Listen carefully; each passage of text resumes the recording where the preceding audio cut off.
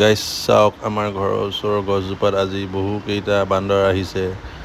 সৰু ডাঙৰ সকলোবোৰ একেলগে আছে। কি কাৰণে ইমানবোৰ বান্দৰ ইয়ালৈ আহিছে জানো।